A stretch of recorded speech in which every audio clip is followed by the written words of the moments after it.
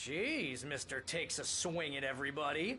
This is not her fault. She's a very nice girl and, more importantly, a fan.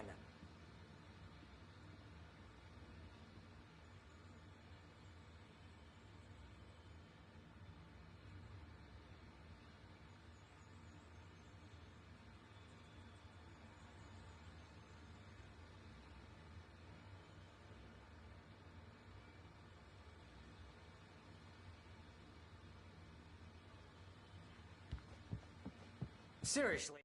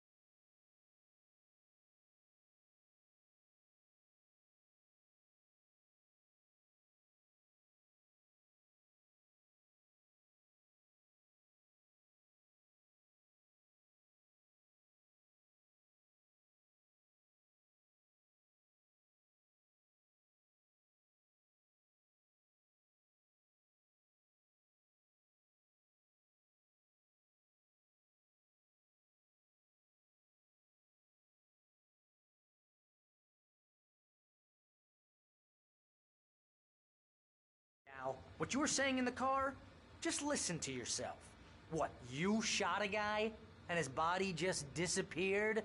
When was the last time you slept? What, are you high? Have you been drinking? No! Look, Barry, I'm missing a week, and someone's got Alice. Do you and everything's understand what it sounds like when you say stuff like that? Don't get me wrong, it's a good story, could be a bestseller. But when you start confusing fiction with reality, you're buying yourself a ticket to the funny farm. Wait here.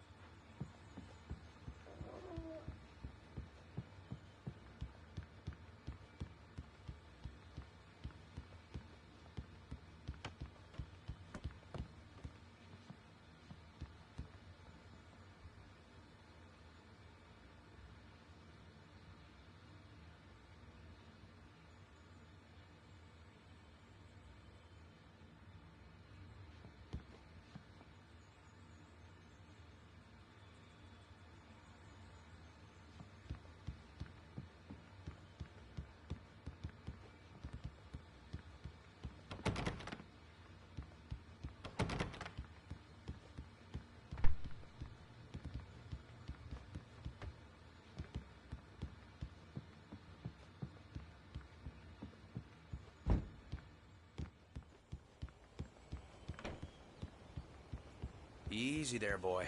I'm almost done. Hey, Rusty, right? You rent cabins. Oh, Mr. Wake. I'd shake your hand, but mine are kind of full here.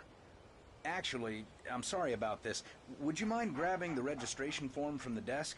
It's just across from Bucktooth Charlie. Okay, sure. What happened?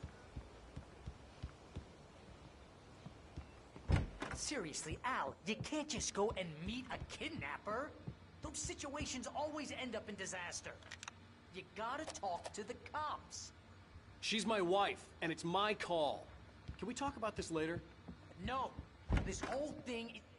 Listen, you hit your head.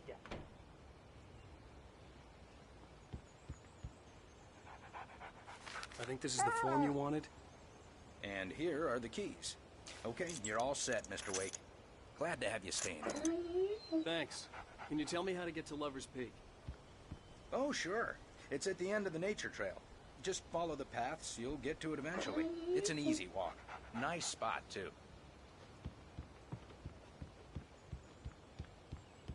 If you're trying to pull a joke on me, freak me out, it's working. Ha ha, let's have a laugh on Barry. Well, you had me going there real funny, Al. You can quit it now.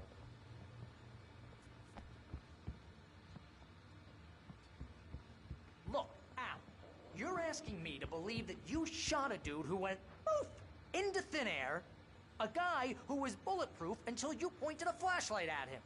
You hear that from people who end up spending time in padded rooms, strapped to their beds, wearing white shirts with too long tangled up sleeves.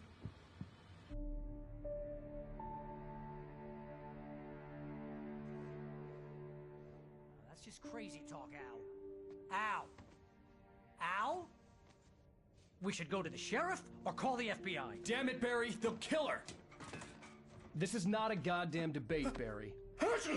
I'm going to Lover's Peak. He said to come alone. Okay then. I understand. But you're my best friend and I'm worried that you're not right in the head. Tell me what to do to help and I'll do it. You stay here, and if I'm not back by morning, call the cavalry.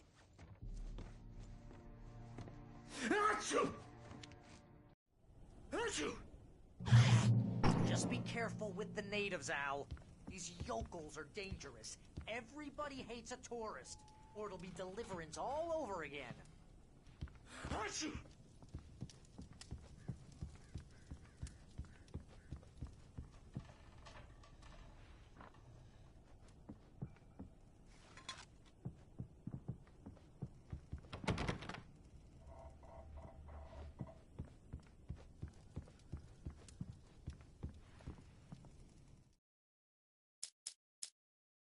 Alice looked through the viewfinder.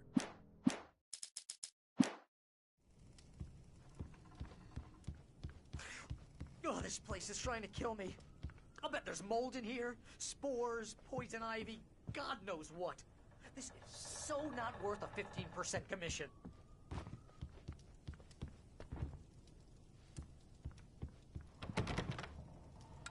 Real funny, Al. Real funny. Ha ha! Thank you! I'll just sit here in the dark till you come back. Or until I get eaten by a grue.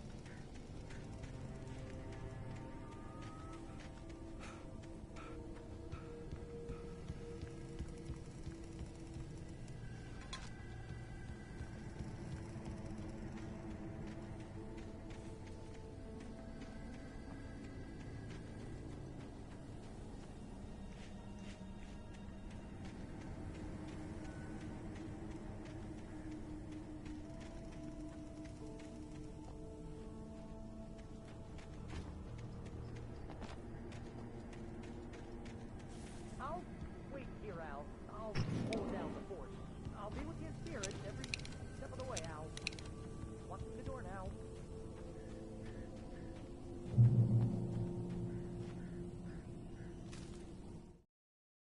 Barry had never gotten along with Alice, but he knew Alan loved her with an almost frightening intensity. And now something had happened to Alice. And here was Al armed with a gun and saying things people got put in padded cells for. It was as if his friend had experienced a massive psychotic episode and was now totally disconnected from reality. It scared the shit out of Barry.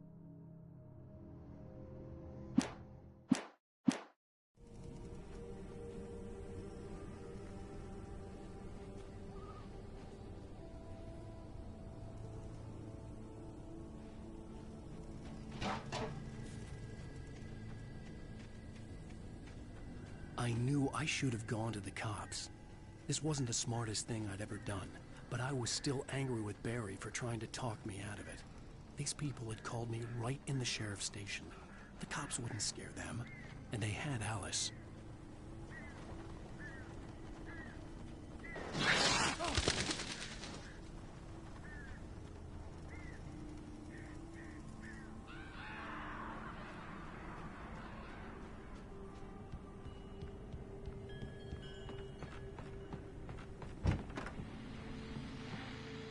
Welcome back to the show, folks. As promised, our very own Dr. Nelson has just parked his rear end in the studio. Doc, what's your Deerfest plan like?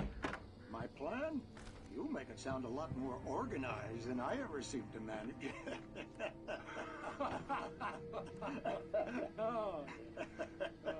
No plan, really. Just taking the atmosphere. I'm getting a little too rickety to do much more than that, you know. Oh, tell me about it. No sack race for us older gentlemen, huh? Yes, exactly, Pat. But I'm going to check out the parade, of course. And I'll be one of the pie contest judges, too. Well, that takes a different kind of constitution. Oh, yeah. It's my kind of exercise. Now, Doc, seriously, you're in pretty good shape, though. You're the outdoors type. I know for a fact you're an avid fisherman. That's right. Matter of fact, just caught a heck of a largemouth bass early this morning. But you're not taking part in the fishing contest? No, not this year. See, Pat, I'm just not that competitive anymore. Now I just like to take my time and enjoy the peace of it. It's no fun if I need to worry about what I'm catching, you know? Well, considering your track record, the participants are probably pretty happy you feel that way. Well, Pat, that's kind of you to say.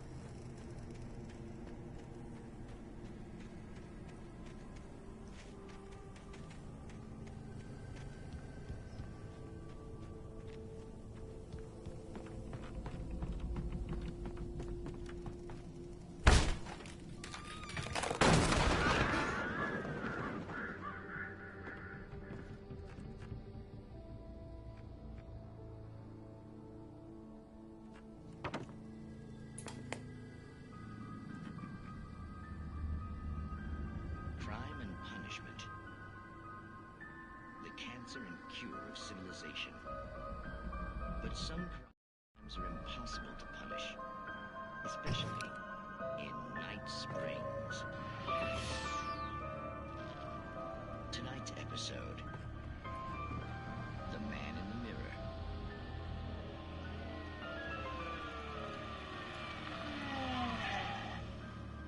He's inside, Agent. He's a weird one. So, you're confessing to killing that guy, huh? Why? Had it coming? Yeah, but why would you do that? I mean, you're a nice guy. Normal. Took a kid to a soccer game. So how come at the game, you pick a guy and, quoting from the arresting officer's report here, assault the victim's head area repeatedly with the weapon of choice being a pair of bare fists? Wow, that sentence really flows, huh? Maybe you're not the literary type. Okay, so you mess him up. But why? Who was that guy? We couldn't ID him. Why would a guy like you do him like that? I didn't like his face. Well, you must have hated it, because you really went to town there. I mean, there's no way to tell what he looked like. No ID on him either. That must be difficult. But then we ran the fingerprints. Got a match. Your prints. Identical. Huh, how about that? Your son said you were wearing a white shirt when you took him to the game. The white shirt is on the dead guy. It's plenty red now. You won't get away with this. Do you really think that's in any way relevant to me? I had plenty of time to talk to my boy before the cops arrived, you know? He won't stop screaming, am I right? He think he's ever gonna be okay? I left my mark. Please. You bastard. What? You gonna shoot me? What's the point? I'm going to... You got me. I don't understand any of this. And you never will. Don't worry. Maybe you'll see me again, Agent. Maybe in the mirror.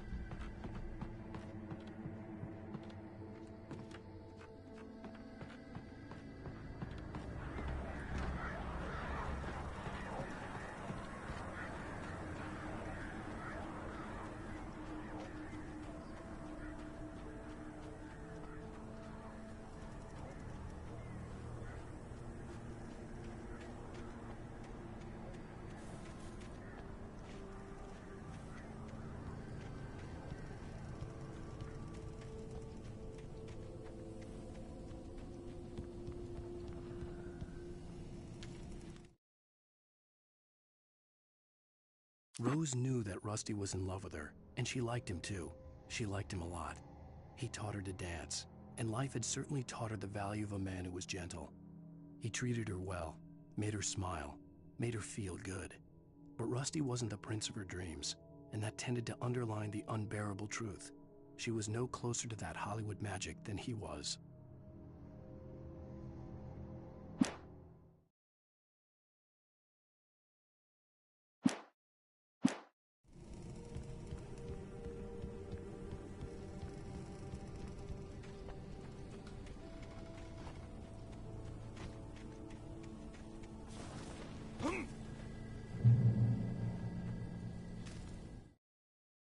The air in the visitor center was heavy with an awful smell, as if some rotten drowned thing had crawled up from its grave.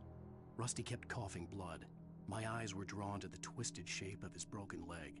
The attack had been vicious. Max whined in his cage. Rusty's eyes were wild with fear and terror. He gasped. "Mr. Wake, it happened just the way it was on that page."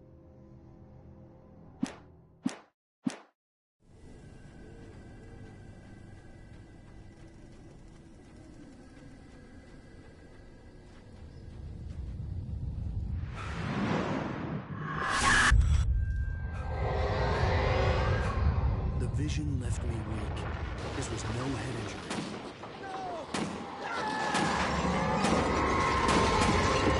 Rusty, damn. Rusty, hang on!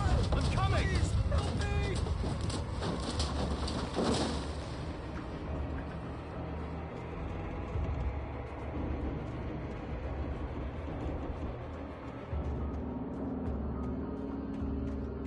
Anybody? Help me! Help! Help me! Can you hear me?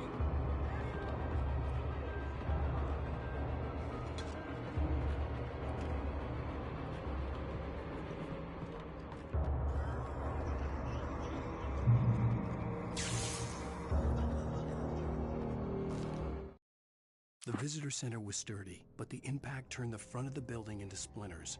Rusty was thrown across the lobby like a rag doll and hit the far wall hard. It didn't hurt until he tried to move and saw his leg bend the wrong way, felt the broken ribs stabbing him on the inside. Rusty howled in pain and fear, suddenly afraid to die alone.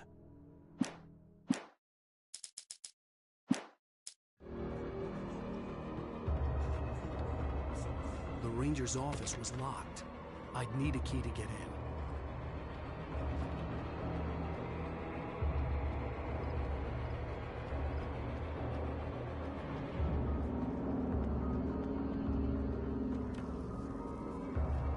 Hello? Back here! I'm back here! Mr. Wake? hell? It happened just the way it was on that page. I found came true. It knew.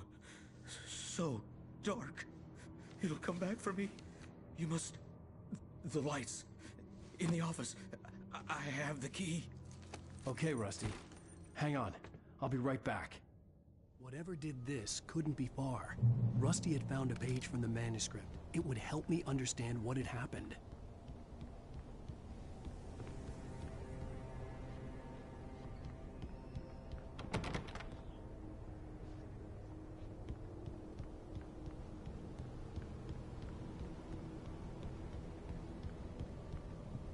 Shh.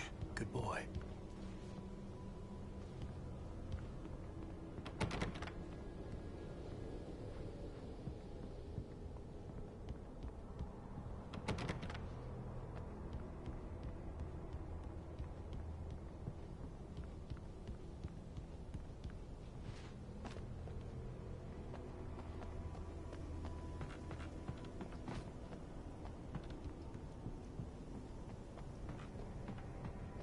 The only way to make sure that Rusty was safe was to get the power running and the lights back on.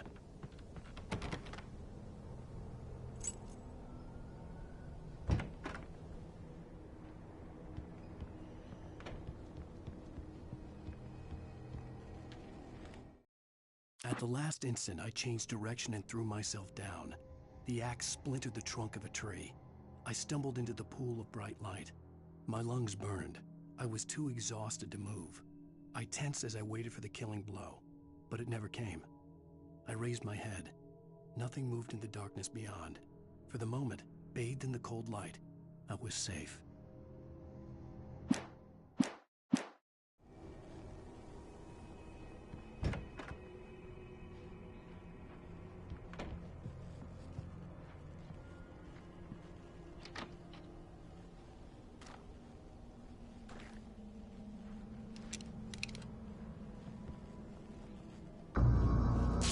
I was too late. Someone had destroyed the circuit breaker. There was no way to get the lights back on. Rusty! Rusty! The ground was covered with glowing patches that looked like liquid darkness.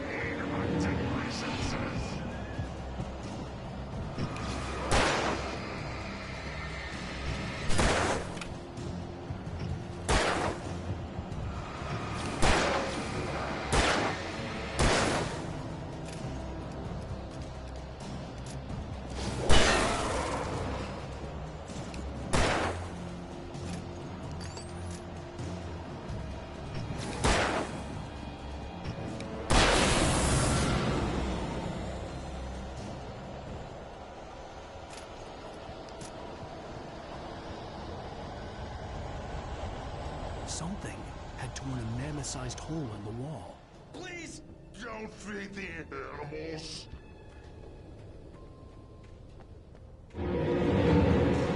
Fishing! 4,000 Who purchase a park?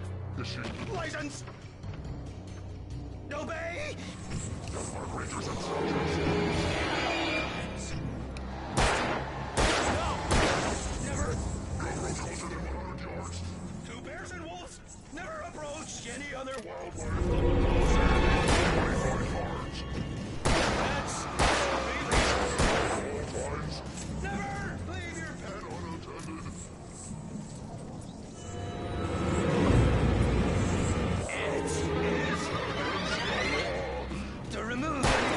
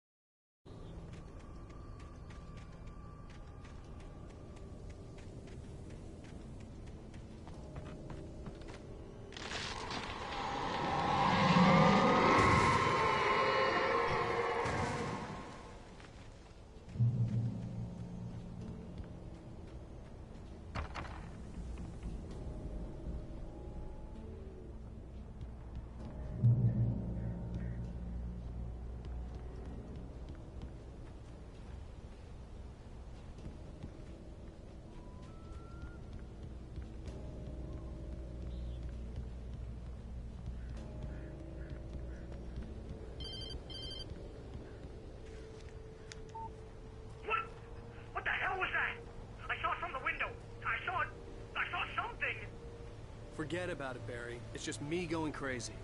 Oh, jeez. Oh, jeez. You're not crazy. I wish you were crazy, but you're not crazy. Ow, be careful. Stay in the cabin. Don't open the door for anyone. I mean it. In that last instant of consciousness, Rusty thought about Rose. He was older than she was. Rose was barely out of her teens, but she made him feel young and forget what a train wreck his long-dead marriage had been. He still wore the ring. He'd been waiting for her to tell him to take it off. Now she never would.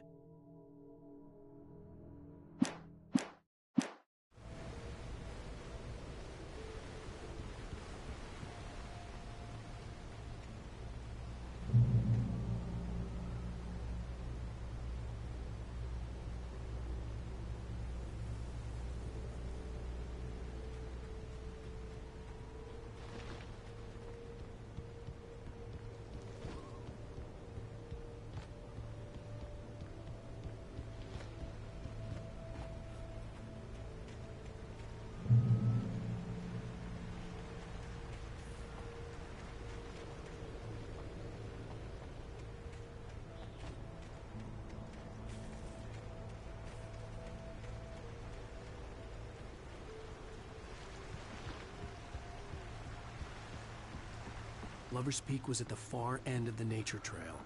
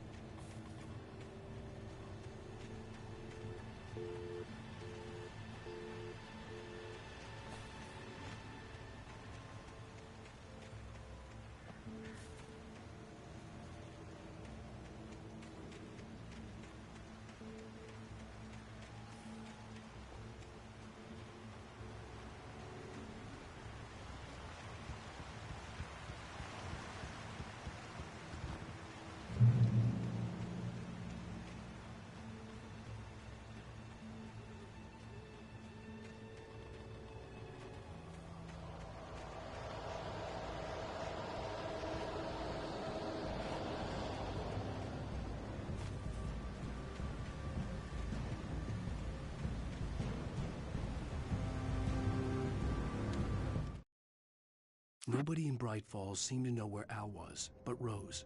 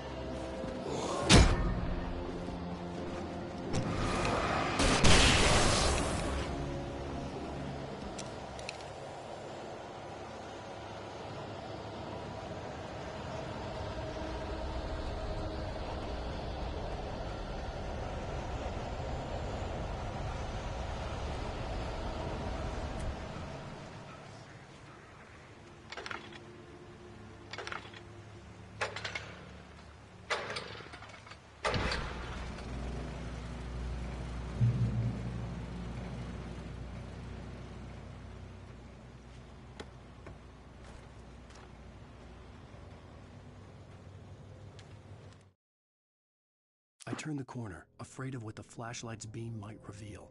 Suddenly, a roughly painted symbol of a torch glowed in the light. Behind it, hidden by a rock, sat a battered metal trunk. It was here for a reason, packed with supplies, batteries, flares, ammo, things you need to make it through the darkness of the night. Something left behind by someone who knew what I knew, and more.